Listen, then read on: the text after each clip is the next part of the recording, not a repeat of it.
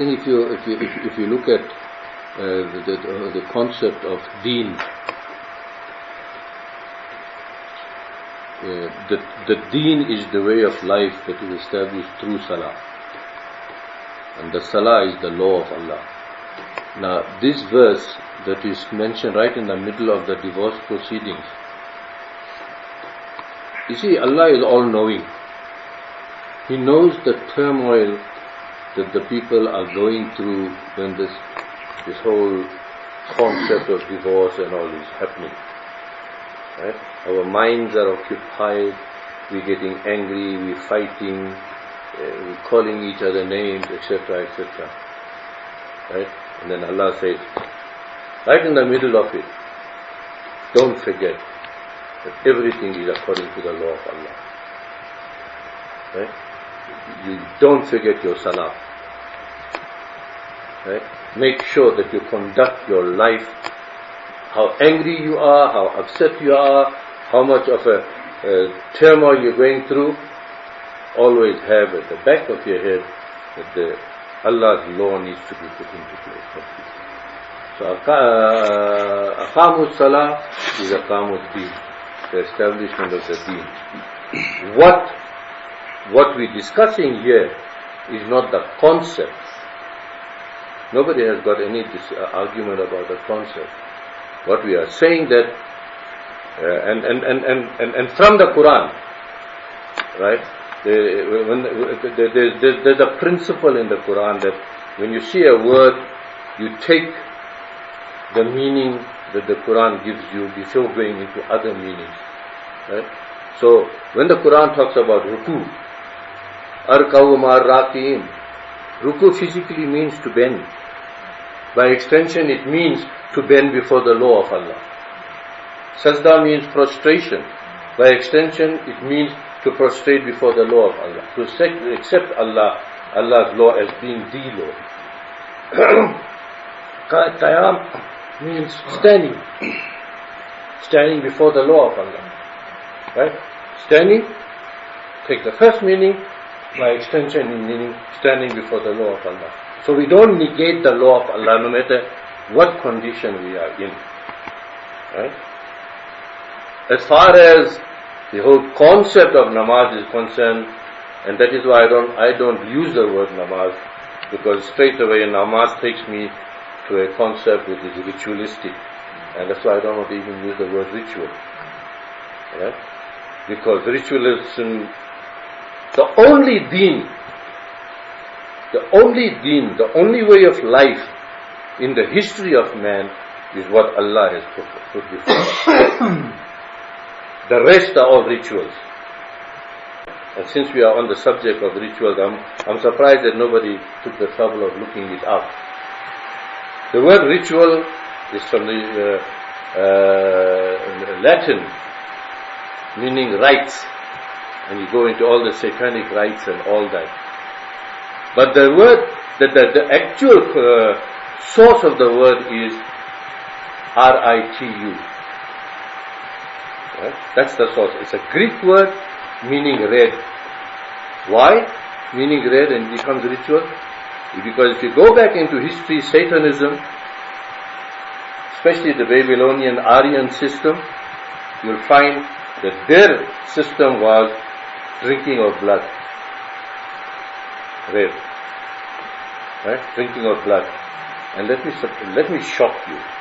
And you know what blood they drank? The menstrual blood of the Vestal virgins that lived in the temples. Okay? There's historical, archaeological facts about that. Right? So that is why we need to separate, when we talk about Salah, we need to separate this concept of ritualism that is in our head. Because in Islam there is no ritualism. Right? If we talk about Qiyam, Ruku and Sajda as a ritual, then it's wrong. Qiyam, Ruku and Sajda as a significance of something better, then we will explain that later. Okay? No, I'm just adding to Imran. Yeah? I just want to say there's a reason why Allah has given you the word deen only. He chose the word salah, he chose the word ruku, he chose the word sujood. Yeah. And there's wisdom behind why he chose the word. Exactly. To show us the difference. Yes. So that means the salah is not the deen. There is a difference. We may not be clear what the difference is, we may still have to do research on it. We may not be specific on what the difference between deen and salah is. But there has to be a difference. Otherwise Allah will just chosen the word deen. No, I can explain the difference. And then, as we said, establishing the law, yes, agreed. But the Quran is there to establish the law. Why do we need salah? So my point is that there is something about salah which is unique, which is specific. Because the Quran is there, you got Quran, you got deen, and you got salah. But it has to be something specific where Allah is narrowing down something. And Imran gave a bit of an explanation which shed quite a bit of light for me on the aspect of salah. But that is my point. What I'm saying is that we need to ponder about that. Yeah, because I think we all know here that basically the salah is not a ritual. It's not a ritual. It's not an empty ritual. Salah is not an empty ritual. Salah is not a matter... In any concept. Yeah, there's no empty ritualism in Islam. We know that. But we're trying to discuss, I think, more to get to grips more with what the salah is rather than the concept of salah. Is there more specifics to it? That's what I'm trying to get to in my study of it, because it's got to be a little more specific than the general concept that's been put out there by some Quranic scholars, including Parvez. It's just too general for me. I was going to ask you the difference between the various salat, like they do in Allah wa malaikatu yusalluna ala nabi. Is that the same? Is it the separate one? No, that doesn't from exist. the same root. Yeah, Allah and His angels give salat to the Prophet. Yeah. We must do the same. Yes. So can I try and put a word to it? What it means, good word? You see, Good word towards Allah, good word towards your fellow man. the same way things were. Yeah, no, it's not. That Allah needs your goodwill. No, the same way the verses before where Allah says Allah and the Malaika do the salah for the mu'min to bring them out of the darkness into the light. Okay, that is a process of purification. Okay, it's the same thing that Allah, the salah of Allah for the Nabi is that process of bringing him from that stage of dalala that he was in. Okay, that stage of not being able to see the solution to being able to see the solution. It is a process of ensuring the purity of the message, that the truth is seen and that the truth is maintained. And later I'll come to how I see zakah now, but I don't want to get into it because it's linked to the salah very closely, like we all know. Yeah, Tabassum, you want to ask something?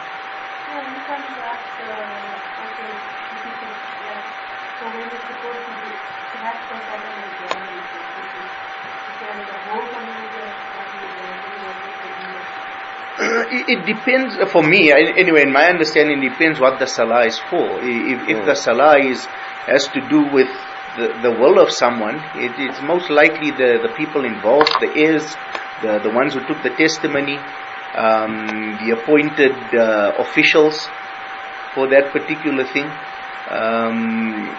those kind of things. And for your daily timed salah, that's more the question, I suppose. If for your daily timed salah, I would think that those salahs would take place differently in a community, in terms of within the same community, there would probably, even though the salah times would be the same, there would be different salahs happening.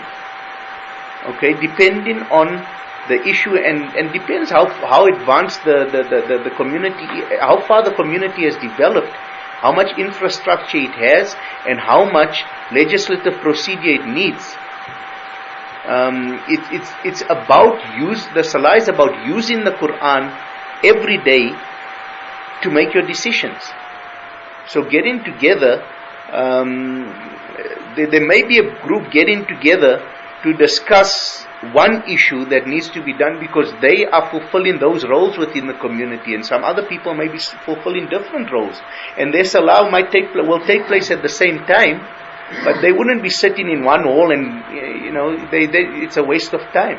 There would be people sitting at one end discussing a particular issue, and the other somewhere else discussing another issue, using the Quran to ensure that when they move forward with what they're discussing, that they have kept everything in check according to what the Quran says about how you run the community or whatever you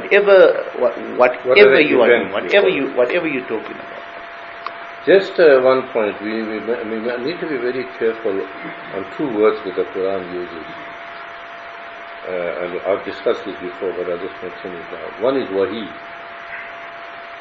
We know wahi, the wahi of the Quran comes from Allah.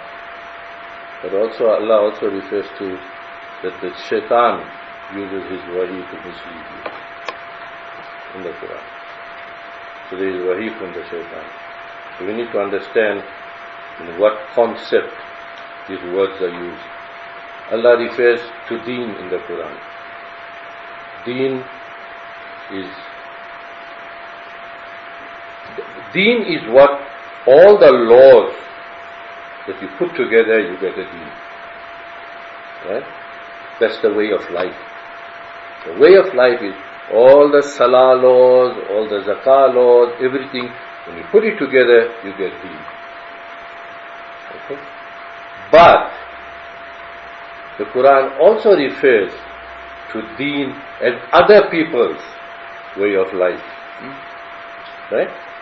It's not only the Muslim way of life that is referred to as deen in the Quran. So when the other people's way of life is referred to as deen, means they are putting their laws, man-made laws or whatever it is, to establish their way of life.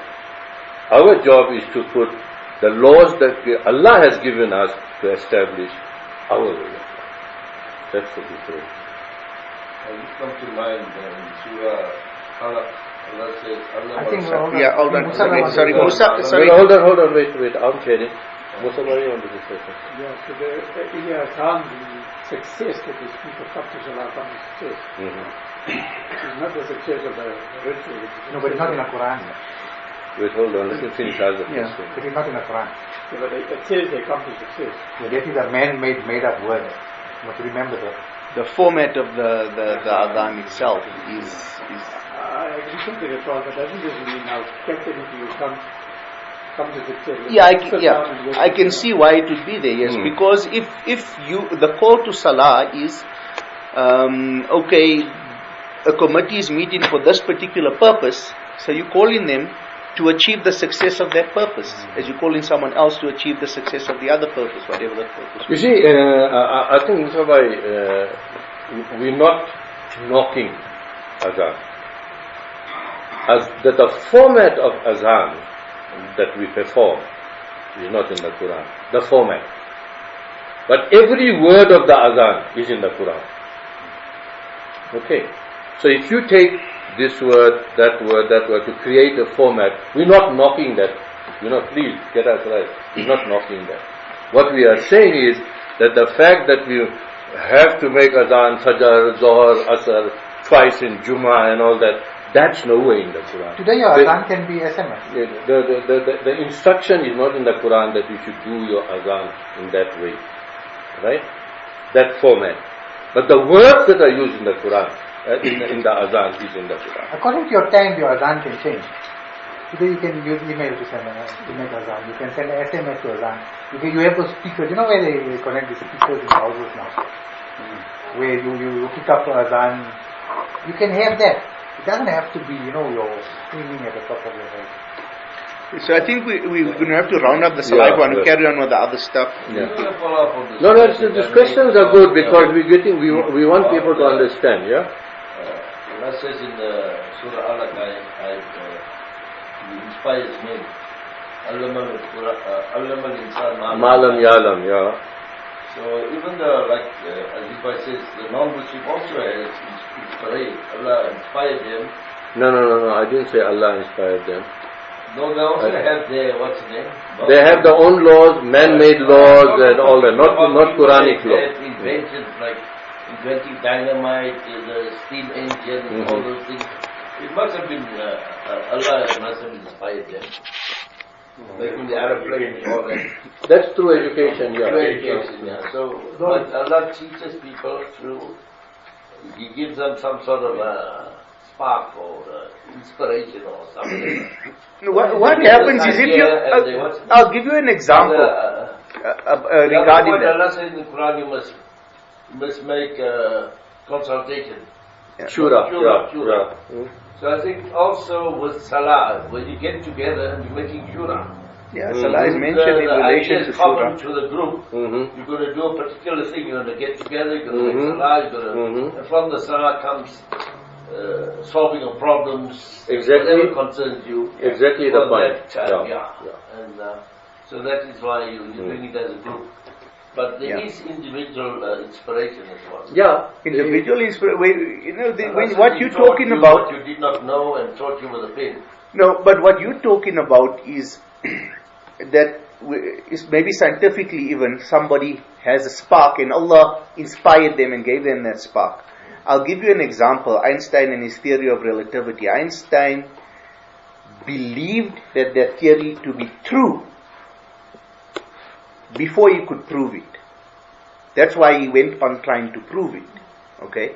So it's not this magical thing. That's what I'm trying to say. It took years to get Yeah, it's not this magical thing that it took him happens. years and an effort. You We don't use see the that laws of Allah to uncover what needs to be uncovered through research and study didn't and see that effort. experimentation. Yeah.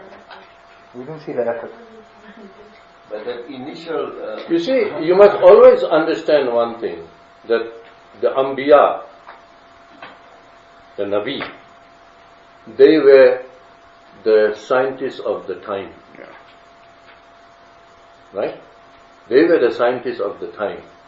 You see, we have this understanding of scientists which is not, we don't relate it to Quran and Wahi and Revelation. Right? And because that knowledge was coming to man via these scientists, other scientists learned from it.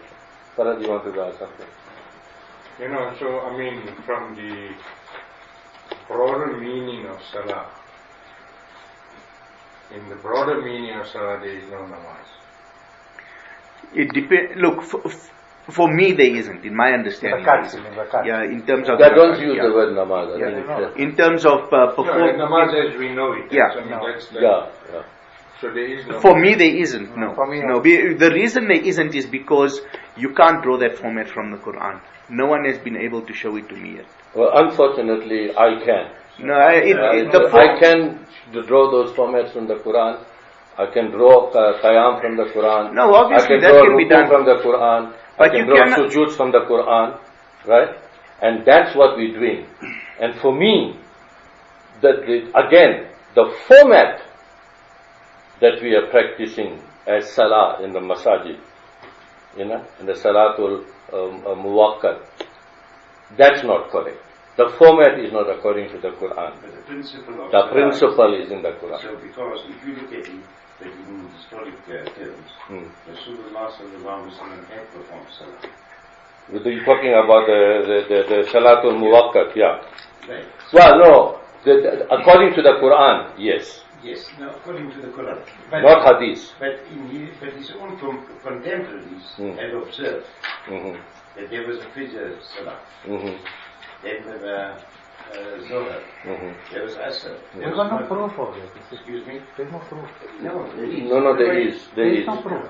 No, there is. Reliable proof. Iqbal, let him finish. There is from the Quran different No, I'm kinds. responding to what you're saying because the reason why I'm not interrupting Then you. how can it be a model? Do you understand? The Muslim world's inspiration in one of the principles of Islam is the institution of prayer. No, that's where I would stop you and say, don't use the word prayer. The moment we start using the word prayer, worship, namaz, then we are going on to a tangent. The English equivalent may be for Yeah. prayer or Salah. Yeah. Fine. Okay, so that's a level of prayer concept. But the very basis and foundation must have been laid. You understand? That the Prophet Muhammad sallallahu alaihi wasallam had been practical about the salah. And that is how others have followed. Otherwise, how can such an institution survive the ages? Okay, that's something that we will discuss when we get to it. Your question is very relevant. It's true. You can't just shove it under the carpet, right? But now what we have to do, we have to take your question and go to the Quran and look at all the verses that pertain to it. Not hadith. No. Quran. Direct source Quran. Right. Fine. And see how they match. Yeah. If they match. That approach is only problematic to me because the ruku is found here, the sujood is found there, it's found all over the Quran, yes, but the format, there is no format given for this physical sequencing of prostration. You might find in the verse, like Aziz mentioned, you'll find ruku is always mentioned before sajda and these kind of things, but you have, it's not there in any kind of format. There is no format put forward in the Quran. Neither it is in hadith. No, neither. Neither it is in hadith. It may not be a physical thing. It may be something that you Yeah, exactly. That's how I think it. Yeah. I think the physical thing is just a controversy. You see, the problem I have with that, I just want to comment. The problem I have. Yes, Tabassum? No, I think Raja has a point. Because it's such a powerful thing. Like, it's the one thing that everybody knows. Like, to say it was just made up. I will. Because they have been brought up. Yeah, I'll explain it to you. I'll explain it to you. Okay, it's a powerful thing because it's an everyday thing. Okay, I went for Hajj. It was a powerful thing. Okay, it was a powerful thing. All the feelings you're supposed to feel, all the things you do. Okay, then I studied the Quran. It wasn't powerful anymore. Okay, it was only powerful because I've been indoctrinated all my life to believe when you go for Hajj, this is what happens. This is how you're supposed to feel. You come back like a newborn baby. That's why you feel all those things. That's my opinion. Okay, so just as it was in Hajj for me, so it is in Salah. You say certain institutions continue. Take Urus. Certain institutions will continue for generation. Now, you tend to ask the question, but my grandfather made Urus. You ask someone that followed Urus. Oh, but my grandfather did it. His grandfather, his father, this family, that one. And it's continuing for so many years. You're telling me it's wrong. I'm not saying Salah is in a category of Urus. It's not the shirk. What I'm saying is that's how people think. It's been going on like this. We followed what our fathers did. That's what the verse in the Quran says. You're saying our fathers were wrong. That's exactly what the argument they brought forward. You see, the question we were asked is not that it survived so many years. The question we were asked is, why isn't the rakat mentioned in the Quran? That is the question. The number. Why isn't there 2 rakats, 3 rakats, 4 rakats, etc., etc.? 20 rakats tarawih. Why isn't it mentioned? The 2 mentioned. No. I think you see, the mistake we're making here, right? I've said it before, I'm saying it again. Right? We're being very generic. Right? If we look at those verses where the rakah is mentioned, not to say that the rakah is not mentioned in the Quran, it is mentioned. Sajda is mentioned, Qiyam is mentioned. Right? Is it mentioned in the Quran as a concept of the salah that we perform 5 times a day in the masjid? Or it is mentioned in the Quran with a different concept. Right? Whatever the concept is, we need to understand it. If we haven't studied it, we haven't understood it. So let's not knock anything without studying those verses, those mentioned ones. Right? Yes. As I said, for Azan, I've said the same thing for Salah. The people who take Salah and give all the understanding from hadith, they have a problem. Because nowhere in the hadith that it says you must stand up, say Allahu Akbar, read this, read that, go in rukus, read that, stand up, the whole, then start the second rakat. Nowhere. In the same way, it's not in the Quran. Right? So, we need to understand what those concepts mean in the Quran. Right? If half of us believe that the ruku means bowing in front of the law of Allah and also physically bowing in gratitude to Allah's law, Allah is not going to put us in hell for that. You see what I'm saying? Because you made the effort to understand an issue. You haven't rejected any issue. You haven't rejected the acceptance of the law of Allah as the Quran is saying it. No, it's not that. It's only the ritual. We're not saying that. Right? What I am saying is we need to understand those concepts. I don't agree with Iqbal when he says it's not mentioned in the Quran. It is mentioned in the Quran. Right? How it is mentioned we need to understand. Can I just make a comment? Yeah. If we take the way we make our namaz now, Quranically it is completely wrong. It is wrong. The sujood is wrong. The ruku is wrong. Everything is wrong. Well, what's wrong? Because Allah says it's closer to us than our jugular vein. So where are we bowing down to? Where are we making sujood to?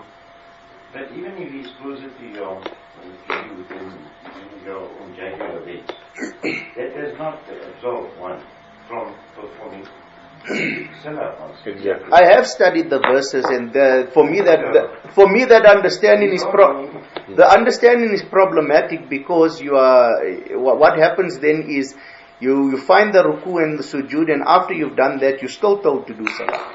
So there's too many problems with that interpretation for me, from what I've studied of those verses regarding them, where it's mentioned qiyam and sujood, ruku. That's for me, just because there are internal contradictions for me when I've studied.